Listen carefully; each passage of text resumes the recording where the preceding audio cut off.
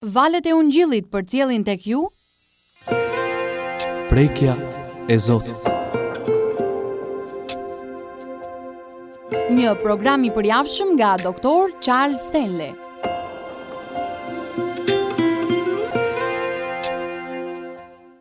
Krishti duhet të jetë objekti i idesë time fikse. Ai duhet të jetë objekti i qëllimeve dhe i ëndrave të mia. Ai duhet të jetë objekti i gjithçka. Krishti dhe vetëm Krishti.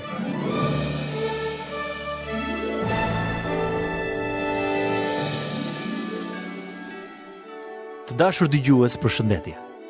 Takohemi sërish sot në programin Prekja e Zotit, pjesë e shërbesës mësimore të Dr. Charles Stanley. Secili prej nesh ka plane dhe qëllime në jetë që dëshiron t'i arrijë.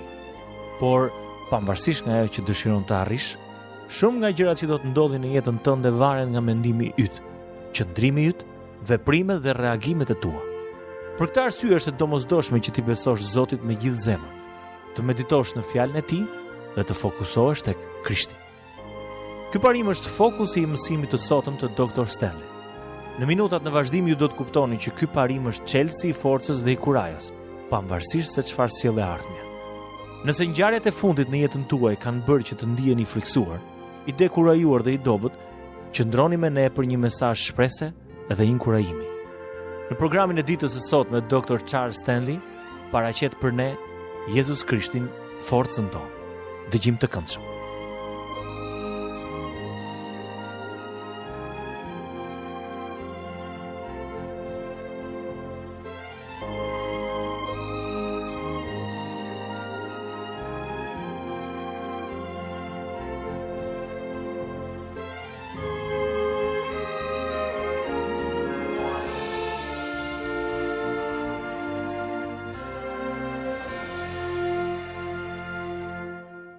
Nëse dikush do të më pyeste, cila është e vërteta më e thellë në Bibël për ty personalisht? Përgjigjja ime do të ishte: e vërteta më e thellë që kam mësuar është kjo. Jezus Krishti është jeta ime. Kjo është e vërteta më e thellë që unë personalisht kam zbuluar në gjithë fjalën e Zotit. Shumë njerëz që më dëgjojnë thonë se nuk kanë asnjë ide se çfarë dua të them me këtë. Jezus Krishti është jeta ime.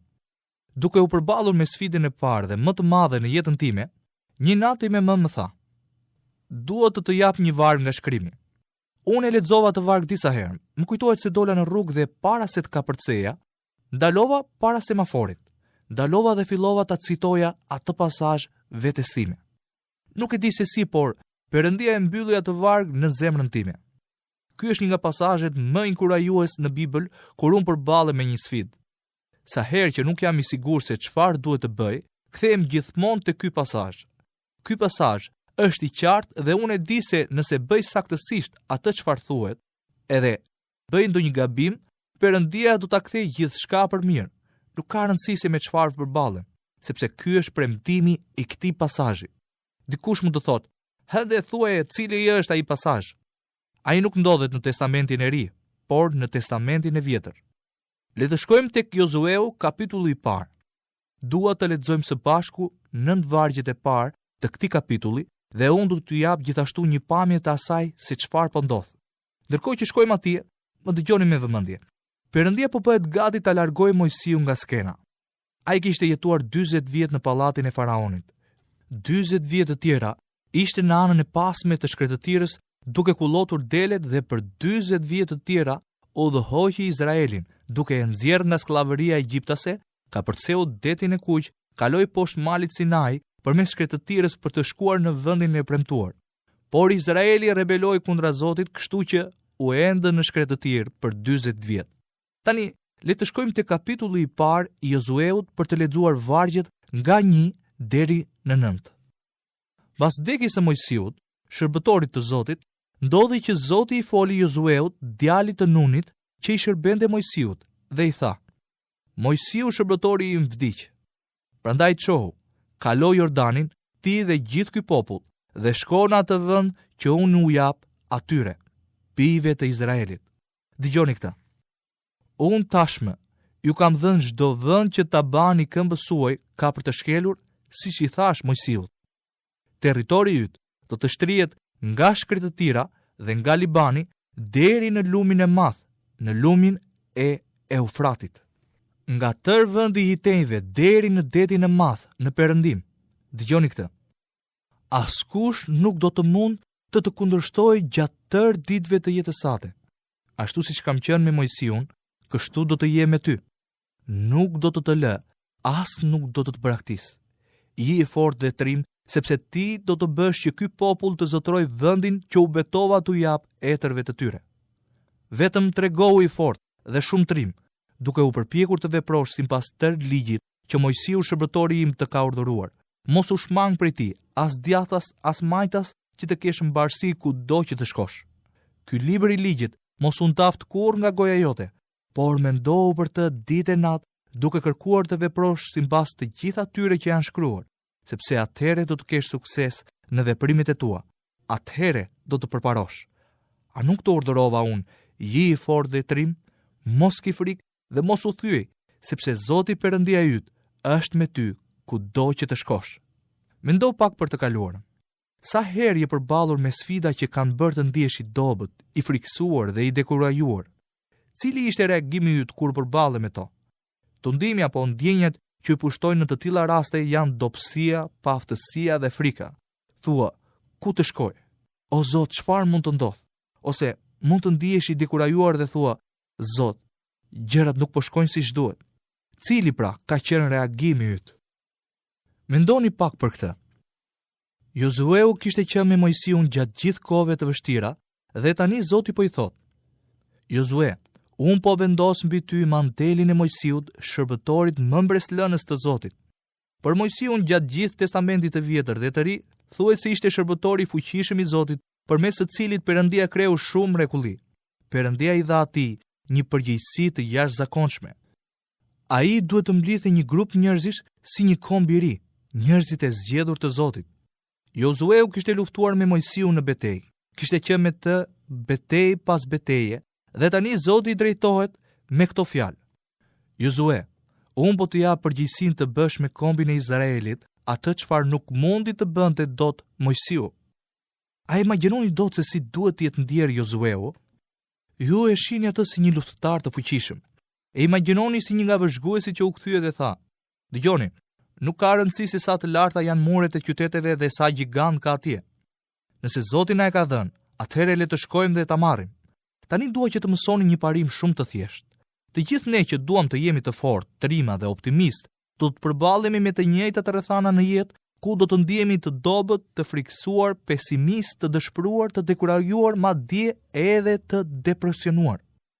Mendoni pak se çfarë po mendonte Jozueu kur Zoti i tha këto fjalë, sepse ashtu si e dim, ai tashmë kishte qenë në vendin e premtuar. Ai kishte parë gjithçka atje. Kështu Zoti i tha atij tek Jozueu kapitulli 1 vargu 3: "Jozue, unë dua që këta njerëz t'i drejtosh ti. Unë tashmë ju kam dhënë çdo vend që ta bani këmbësuaj ka për të shkelur, siç i thash Mojsiut." Kjo ishte më së e qartë. Kjo erdhi drejt për drejt nga Zoti. Dikush mund të mendojë, nëse Zoti foli kaq qartë, atëherë çdo gjë është në vijë. Kur Zoti ju ka thënë të bëni diçka dhe ju e kuptoni saktësisht atë çfarë duhet të bëni, a thoni pa problem, vetëm më thuaj Zot, si ta bëj? Apo keni thënë, o Zot, je i sigurt që nuk po gabohesh? Ka pasur kohë kur kam menduar, Perëndi, me siguri nuk po dëgjoj siç duhet. Jozeu duhet të jetë ndier në këtë mënyrë. Ai duhet të ketë menduar, Zot, duhet të jetë dikush tjetër tek i cili mund ta vendosësh këtë përgjegjësi. Pra, çfarë po mendonte ai? Ai kishte parë muret e qyteteve. Ai kishte parë fortesat e armikut. Ai jo vetëm që kishte dëgjuar për gjigantët, por edhe kishte parë shtatin e tyre të lartë dhe forcën e tyre. Gjëja më e keqe ishte se Jozueu kishte parasysh se sa herë këta njerëz, drejtues i të cilëve do të ishte, kishin rebeluar kundra Mojsiut dhe Mojsiu ishte profeti i madh i Zotit. Çfarë bën ata njerëz? Ata rebeluan kundra tij. Ata u kthyen kundra tij, madje pati edhe kohë kur doni ta vrisnin me gur Mojsiun bashkë me Jozueun, Kalebin dhe çdo tjetër që i rrethonte. Edhe pse nga njëra anë ai mund të mos kishte frikë nga muret e qyteteve dhe gjigantët, gjëja që e shtangu më shumë ishte mendimi se pse Zoti zgjodhi atë. Ai mund të ketë menduar, Zot, përse duhet më ndjekin mua pas vdekjes së Mojsiut? Përveç kësaj, ti e di shumë mirë që ata rebeluan edhe ndaj Mojsiut. Ata e dinin shumë mirë që ai ishte shërbëtori i yt i zgjedhur. A nuk është interesant ky pasazh i shkrimit? Vini re se çfarë thuhet në pjesën e fundit të vargut 5 të kapitullit të parë. Kështu do të jem me ty, nuk do të lë, as nuk do të braktis. Le të fillojmë të lexojmë vargun 6 deri në vargun 9. Perëndia i përsërit Josueut diçka. Dëgjojeni. Je i fortë dhe trim. Dhe vargu 7. Vetëm tregohu i fortë dhe shumë trim. Dhe vargu 9. A nuk të urdhërova unë, je i fortë dhe trim? Mos ki frikë dhe mos u thyej, sepse Zoti Perëndia yt është me ty kudo që të shkosh. Pse mendoni si i tha Zoti këto fjalë 3 herë? Mendoj se një herë duhet të ishin të mjaftueshme. A nuk mjafton nëse Zoti e thot diçka vetëm një herë? Jo. Përse mendoni se Zoti i tha Josueut, je i fortë? Ja cila është arsyeja. Ndërkohë që Zoti kuptonte që Josueu ishte shumë i fortë, kishte disa fusha në jetën e Josueut ku ishte i dobët. Ndërkohë që Zoti e dinte që Josueu ishte i gatshëm të përballej me gjigantët, muret e fortifikuara, ndryshe nga gjithçka tjetër me të cilën ishte përballur Izraeli, ai e dinte që kishte situata dhe rrethana ku do të kishte frikë. Zoti tha: "Mos u dekurajo, mos u thyej." Perëndia e dinte që kishte situata dhe rrethana që do ta dekurajonin shumë. Miku im, Perëndia i tha Josueut 3 herë: "Je i fortë", sepse e dinte që Josueu kishte fusha dobësie. Je trim, sepse Zoti e dinte që do të vinte diçka që do të sillte frikë mbi të. Mos u zhgënje, sepse ai e dinte se kishte fusha ku Josueu mund të ndihej i zhgënjur. Për shkak se jemi bij dhe bijat e Zotit të gjallë, ai na ka dhënë të njëjtin premtim që i dha Josueut. Dëgjoni Josueun kapitullin e parë vargu 5. Kështu do të jem me ty, nuk do të lë, as nuk do të braktis. Ky premtim i përket çdo fëmijë të Zotit. Kushdo rreth jush mund t'ju braktis, lër apo harroj, por jo Zoti. A nuk është e çuditshme që kur përballemi me vështirësi në jetë, mendojmë: "O Zot, çfarë të bëj?" Pyetja nuk duhet të jetë: "Zot, çfarë të bëj?" Por: "Zot, çfarë do të bësh?" E vërteta është se ne e dim se çfarë duhet të bëjmë, vetëm kur përballemi me ato sfida. Ne nuk na pëlqen të ndihemi të dobët, sepse kur ndihemi të dobët dhe të pa Zot, ndihemi jashtë kontrollit. Fryma e shenjtë tregon fuqinë e tij më të madhe kur ne ndihemi të dobët. Kur ndihemi më të varur tek Zoti, atëherë ai tregon fuqinë më të jashtëzakonshme, më mbi natyrore në jetën tonë. Bota thot: "Ti nuk duhet të jesh i dobët." Zoti thot: "Ti duhet të jesh i dobët." Bota thot: "Ti nuk duhet të varesh tek askush." Zoti thot: "Dua që ti të varesh tek unë." Këtu Zoti thot: "Je i fortë, je trim, sy pa trembur dhe i guximshëm. Zoti është me ty kudo që të shkosh." Më pëlqen ta dëgjoj këtë. Por si të mbetem trim, i fortë, optimist dhe njeri i besuar? Duke filluar nga vargu 7, Zoti thot Josueut: "Vetëm tregohu i fortë dhe shumë trim."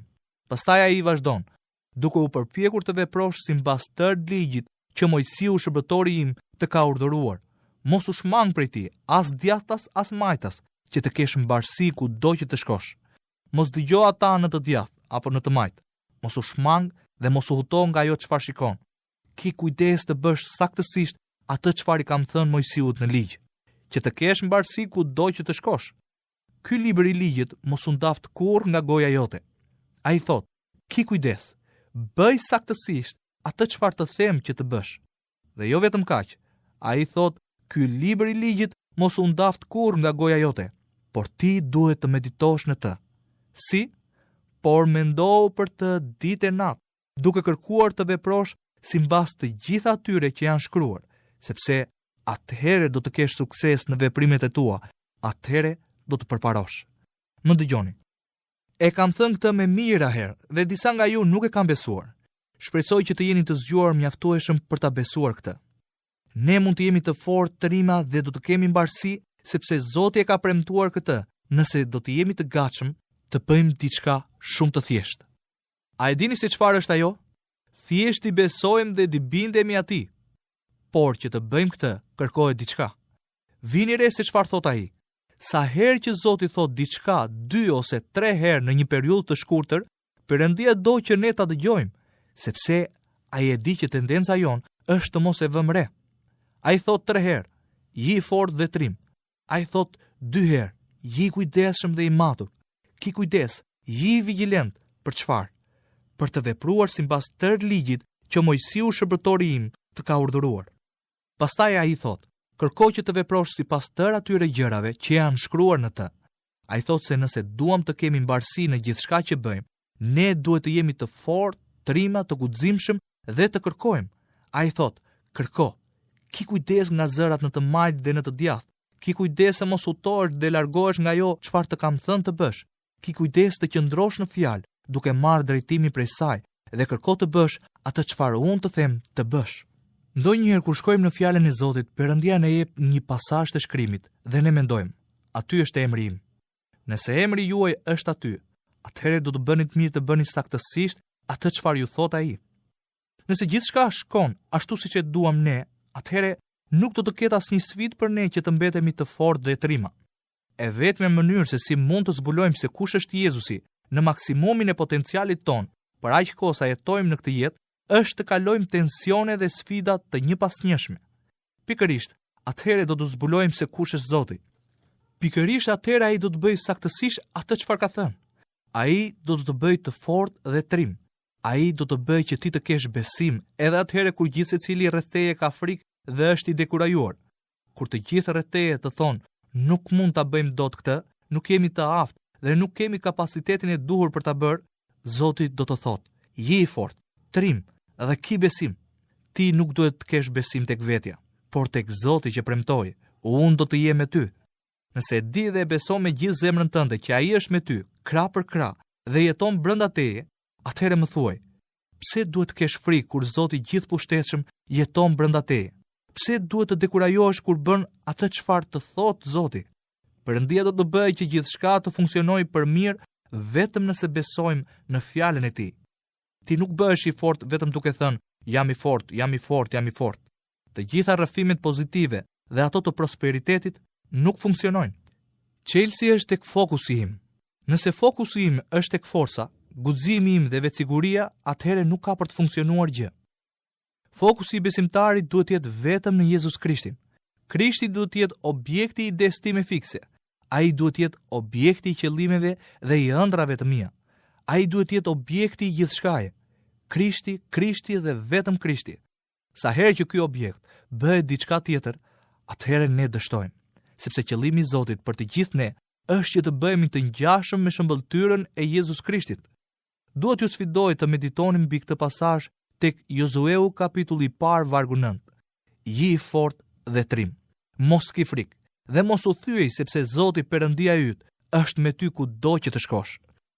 Më lejoni t'ju them, pse do ta vinin të dyshim atë? Sepse ju nuk do të bëni atë çfarë thot ai. Ai thot, ne duhet të meditojmë. A e dini se çfarë do të thotë të meditosh? Të meditosh do të thotë të lexosh, të mendosh për të dhe ta jetosh atë fjalë.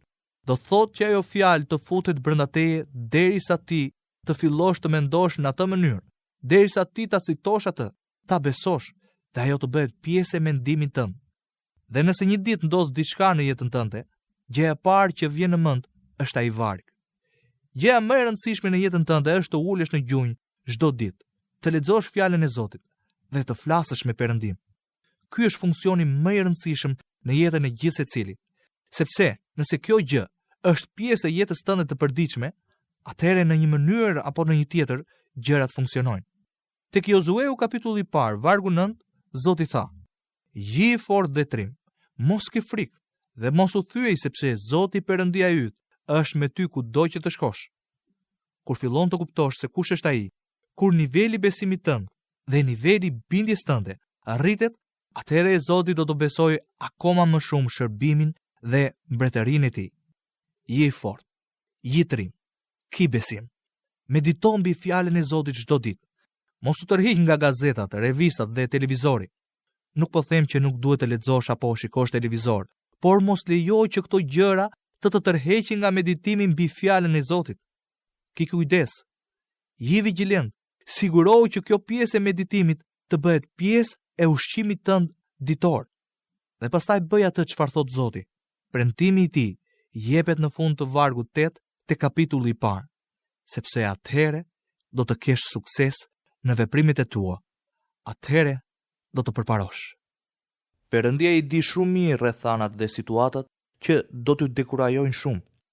Miku im, prandaj Perëndia i tha Jozueut 3 herë, ji i fortë, sepse e dinte që Jozueu kishte fusha dobësie.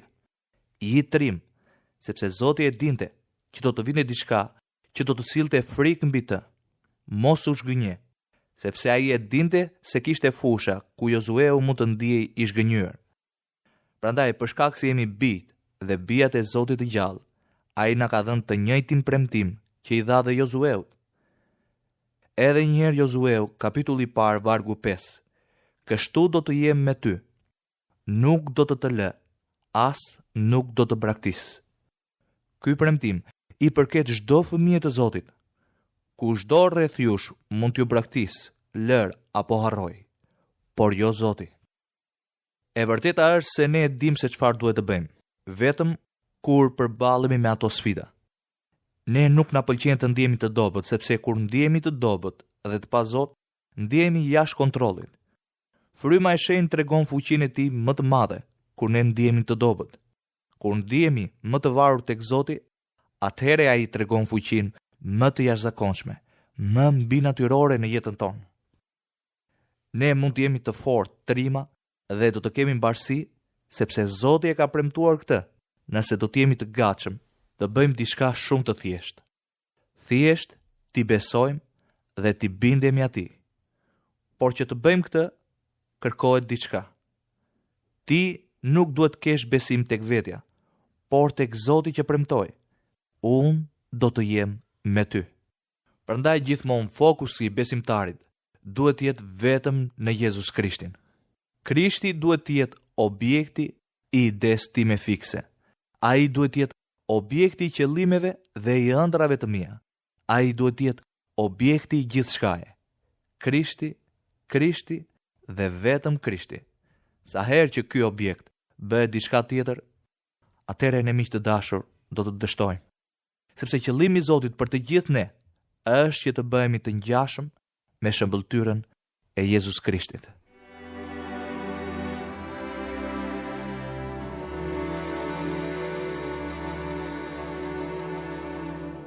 Perëndia ka premtuar të jetë me ty dhe të drejtojë në çdo hap të jetës tënde. Fjala e tij është një burim i pafund force dhe drejtimi. Pranoni sfidën mbyllëse të Dr. Stanleyt për të medituar mbi fjalën e Zotit çdo ditë.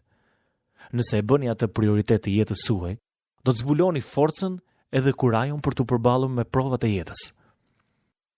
Perëndia kujdeset për ata që kërkojnë me kujdes të ndjekin rrugët e tij.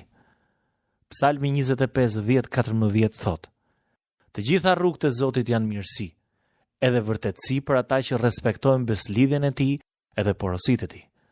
Për hir të emrit tënd, o Zot, fale paullsinë time, sepse ajo është e madhe. Kush është njeriu që ka frikë nga Zoti? Ai do t'i tregojë rrugën që duhet të zgjedhë. Ai do të jetojë në bollëk dhe pasardhësit e tij do të trashëgojnë tokën. Sekreti i Zotit u tregohet atyre që kanë frikë prej tij, dhe ai u bën të njohur atyre beslidhjen e tij. Këtu të dashur miq kanë përfunduar edhe për ditën e sot me minutat e programit tonë. Ne ju kujtojmë që mund na shkruani në adresën Valët e Ungjillit, kutia postare 130 Tiranë, ose me email në adresën valeteungjillit@yahoo.com. Deri herën e ardhshme, miru dëgjofshim.